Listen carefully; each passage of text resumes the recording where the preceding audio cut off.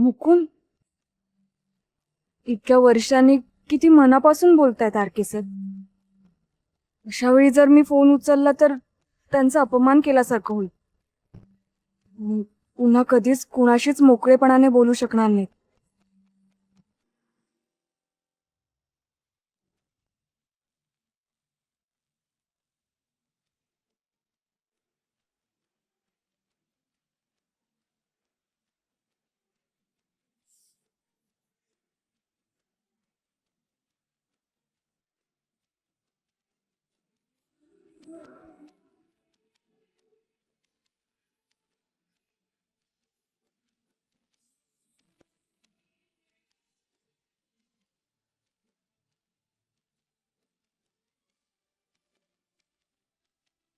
आपण का आलो इथे?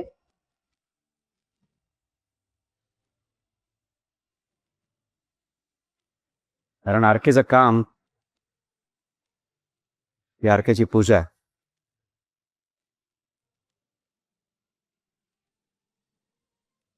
हे हा सेट मंदिर मंदिर आहे.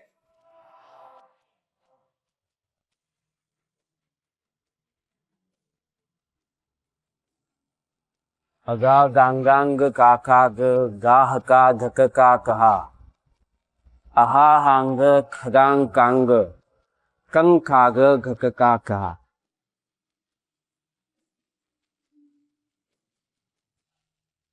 अच्छा, आयुष्यातले सगळ्यात पॅशनेट मोमेंट्स जगले इथे. याची जाणीव या सेटला सुद्धा आहे.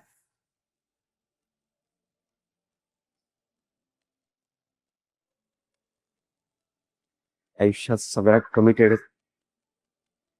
कशाशी असेल ना, क्राफ्टशी. या जागेने राघवची माझी सगळ्यात जेन्युइन आणि खरी बाजू बघितली आहे. Very raw, real, but absolutely pure. त्यामुळे ही अशी जागा आहे जिथे ही माझं मन मोकळं करू शकतं, काहीही बोलू शकतं फिअरलेसली. काय बोलायचंय तुम्हाला?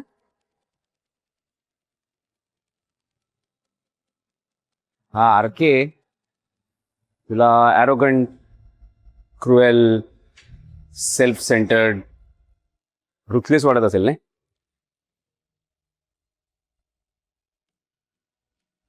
उत्तर आलं नाही म्हणजे हो. हा, एकच आहे. सगळ्यांनाच वाटतं. अहंकार दिसतो माझा. मी काय भोगले हे नाही माहिती कोणाला. ऑनेस्टली कधी कधी थर्ड पर्सन म्हणून स्वतःकडे बघतो त्यावेळेला नाही आवडत मी खरंच स्वतःला. Yes, I hate the person I have become. I hate you RK.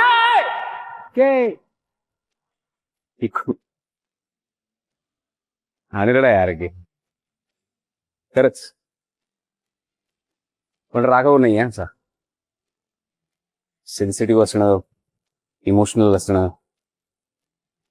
ही खरं तर स्ट्रेंथ होती माझी, राघवजी. पण आता स्वतःला आरशात बघितलं तरी ओळखू येणार नाही कदाचित मीच मला. काय वाटतं का का झालं असेल असं माझं? नाही माहित. नाही माहित. इंडस्ट्री झुकती है, झुकाने वाला चाहिए. रावसाहेब, तुमच्या दारात मान खाली घालून उभा आहे म्हणजे मी हरलेलो नाहीये. आज जातोय पण तुम्हाला झुकवणार इथेच. इथेच दिला होता पहिला शॉट माझा. झुकवला, इंडस्ट्रीला झुकवला. पण झुकानेवाला होण्याच्या आधी एवढा झुकलो, वाकून वाकून पाताळात पाताळात गेलो. And all thanks to the great Deepa Sabnis.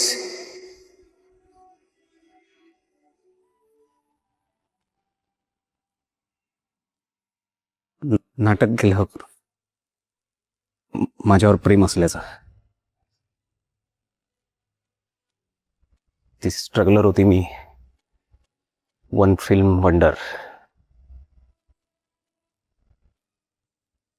पपराझीजना attract करण्यासाठी, सतत लाईमलाईट मध्ये राहण्यासाठी तिला एक पोस्टर बॉय हवा होता.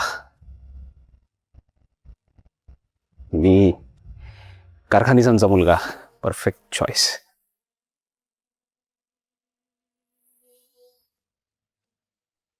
वापर केला मग.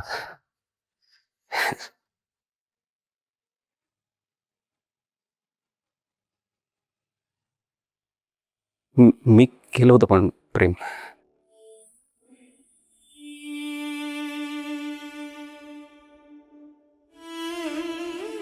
मी खरंच केलं होतं, जीवापाड. मला वाटलं तिचंही प्रेम आहे आपल्यावर, खूप खूप जीव लावेल.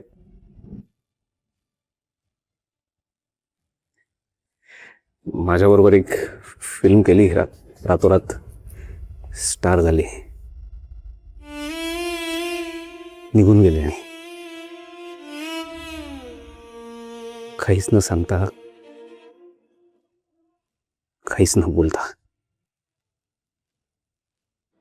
नाही, बोलली बोलली इथे अजून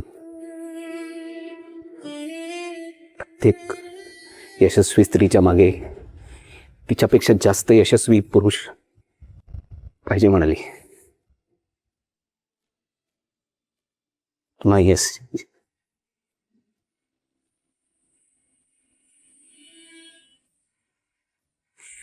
ते सेटवर चहा पिऊन झाल्यावर प्लास्टिकचा कप फेकून देतो ना, तसं फेकलं.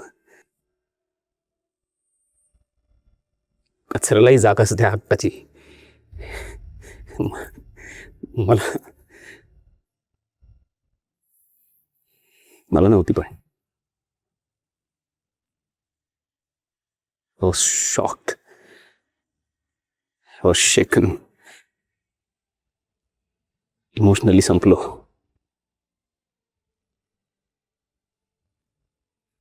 तरी असं वाटलं नाही की तिचं चुकलं असेल. मी विचार करत राहिलो, काय चुकलं आपलं, काय चुकलं. माझंच काहीतरी राहून गेलं. मीच कमी पडलो का, कमी पडलो का. भुगा झाला, डोक्याचा भुगा.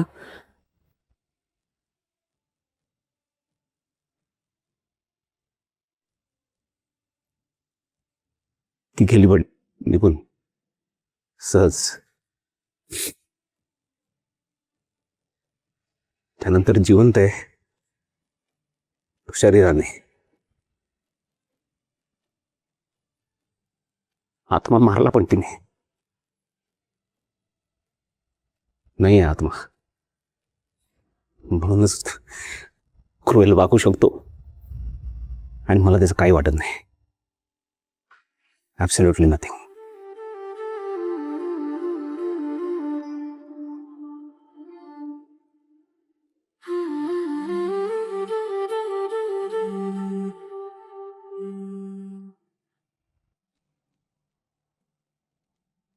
मुकुंद, इतक्या वर्षांनी किती मनापासून बोलतायत आरके सर. अशा वेळी जर मी फोन उचलला तर त्यांचा अपमान केल्यासारखं होईल. पुन्हा कधीच कुणाशीच मोकळेपणाने बोलू शकणार नाही.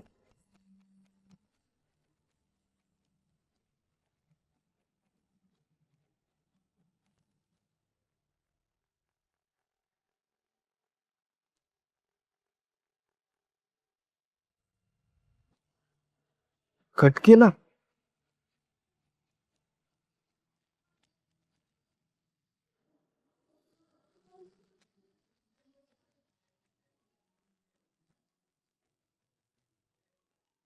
काय आहे?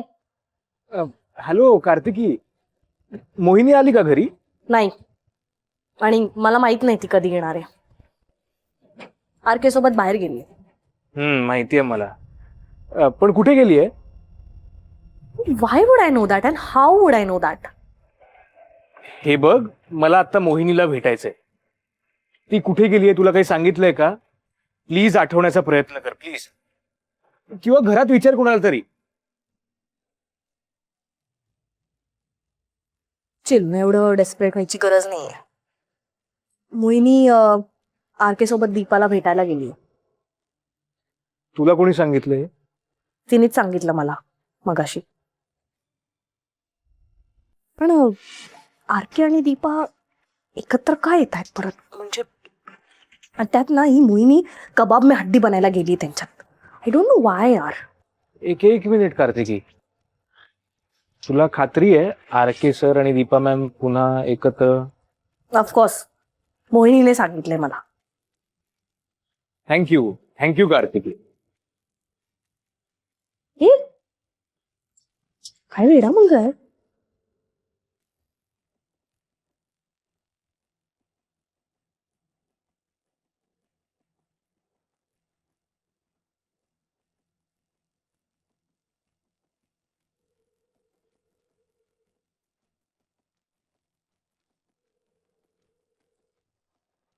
हॅलो, ऐका ना, आर.के. सर कुठे आहेत?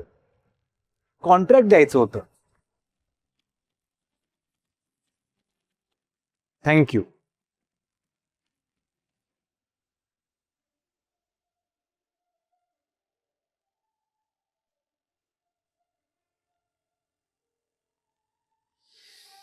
तुम्ही याबद्दल कधी कुणाशी बोलला का नाही? म्हणजे घरच्यांशी किंवा मित्रमैत्रिणीशी?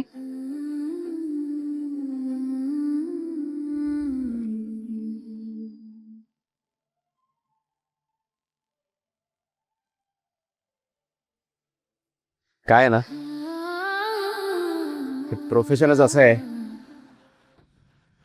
की किती दूर जावं असं वाटलं, सगळ्या जगापासून लांब पळून जावं असं वाटलं तरी जाता येत नाही ना. का असेल, कुठे जाणार मी? Superstar RK.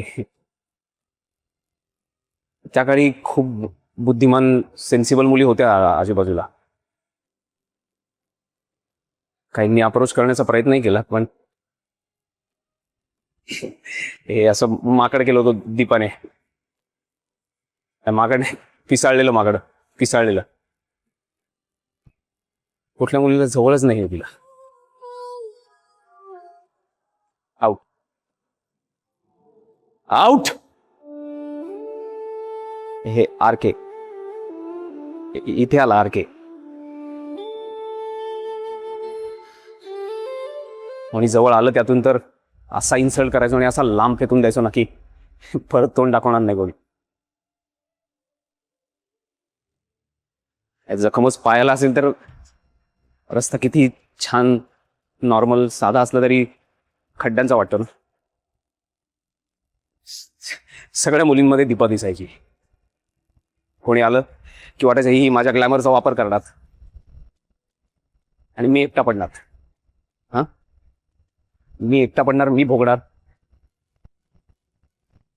हे नाही चालणार. नाही, राग नव्हता कोणाबद्दल, भीती आहे, पण अजूनही भीती. मग उपाय सापडला. हे सगळे आउट. Emotionally shutdown. इतकं क्रुएल वागायचं लोकांशी, इतकं वाईट वागायचं ना की सगळे पायाशी.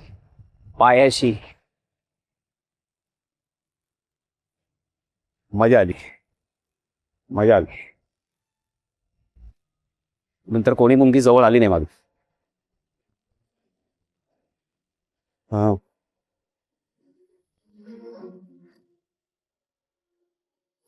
तू आलीस.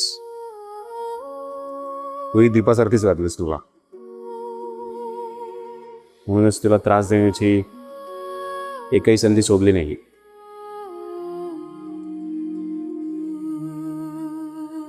तुझ्या इतकी प्रिन्सिपल, स्वाभिमानी ही तरी खरंच पाहिली होती. म्हणजे असं कोणी असू शकतं यावर विश्वास नव्हता मग. काय म्हणाली तीस मला?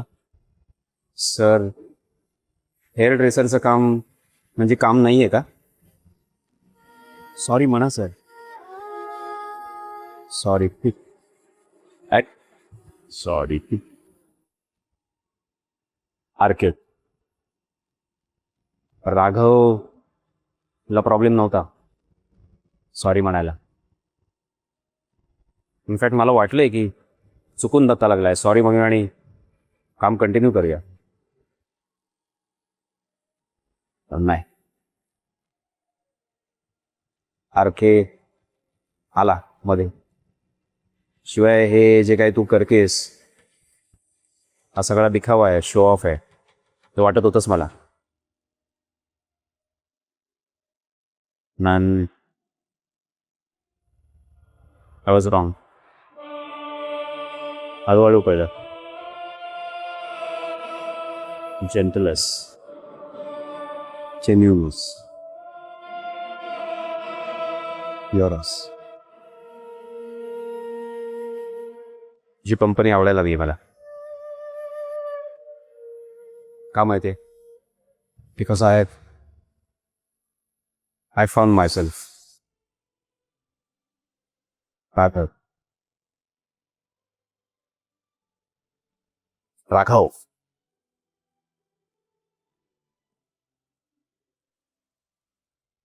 राघव कारखानीस परत भेटला.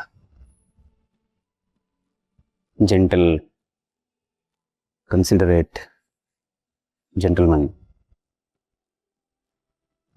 स्मार्ट. स्मार्ट तेव्हाही होतो, आत्ताही आहे. बरं वाटलं ना.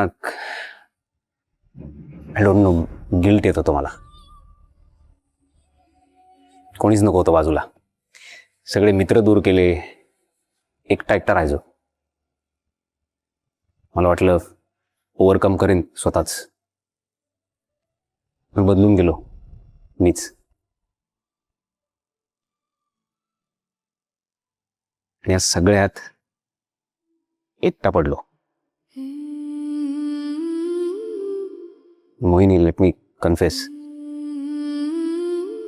तुझा खूप आधार वाटतो मला. सिरियसली बरं वाटतं तू बरोबर असलीस की. दीपाला भेटायला जाताना मी तुला का नेलं असा प्रश्न पडला असेल ना तुलाही? हो. काय ना मोहिनी, तुझं माझ्यासोबत असणं हेच खूप धीर देणार होतं माझ्यासाठी. तू होतीस, तू आहेस हे कुठेतरी होतं बॅक ऑफ द माइंड, म्हणून मी फर्मली दीपाला फेस करू शकलो. नाहीतर काय झालं आय डोंट नो. तुला मेकअप आर्टिस्ट म्हणून बोलवणं हा सुद्धा एक एक्सक्यूजच होता. काय प्रॉब्लेम आहे ना, मी हे कोणाशीच नाही बोलू शकत. मित्र तोडलेत, एकाकी पडलोय, फॅमिलीशी या सगळ्या गोष्टी बोलू शकत नाही. सो तूच वाटलीस आधार. सॉरी, मी तुझा वेळ घेतलाय मला माहिती आहे. इनफॅक्ट तुझा वापर केलाय हे सगळं वेंट आउट करण्यासाठी. सॉरी, पण थँक्यू.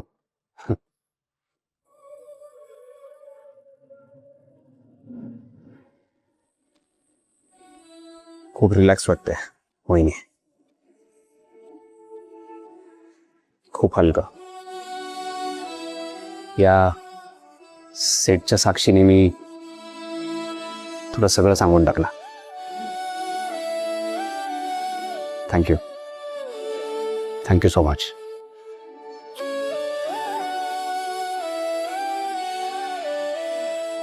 आर के,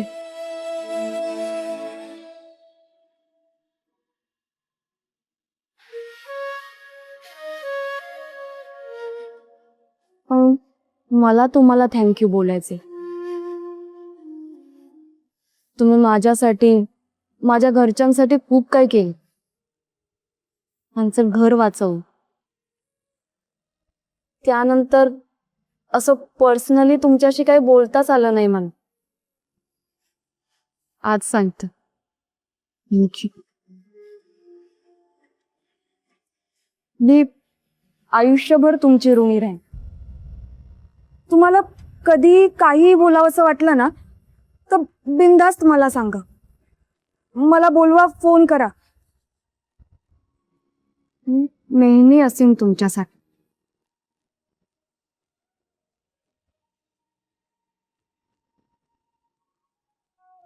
आहे तसं संपलं. आभार प्रदर्शन. पण एनिवे थँक्स. अरे हो, तुम्ही म्हणाला होतात ना मोहिनी, दोस्ती में नो थँक्यू आणि नो सॉरी. विसरलेच. मी नव्हतो म्हणालो. दोस्ती में नो सॉरी नो थँक्यू हे मी म्हटलं नव्हतं. असा डायलॉग आहे, मी चिकटवला इकडे. तुमच्याच फिल्मचा डायलॉग आहे. हो, पाहिलं फिल्म्स मन लावून.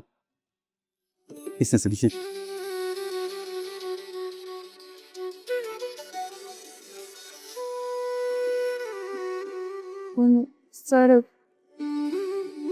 खरंच मला तुम्हाला थँक्यू म्हणायचं.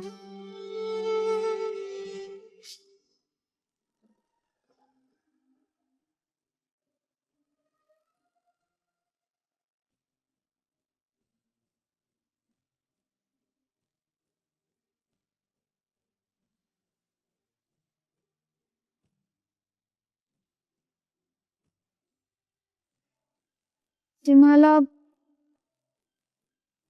मनापासून बोलायचं होतं.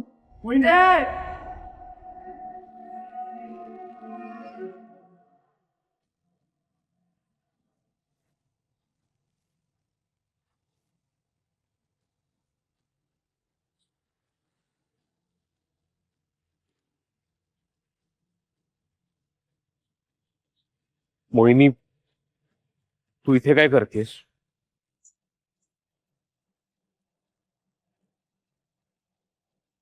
चल माझ्या बरोबर.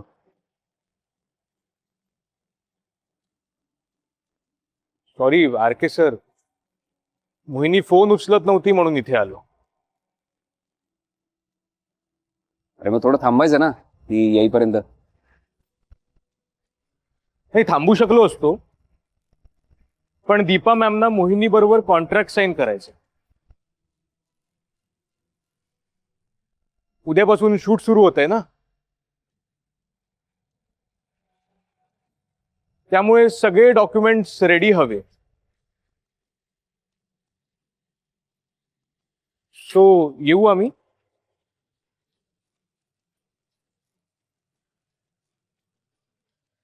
चल मोहिनी, कॉन्ट्रॅक्ट साईन करायचं आहे ना.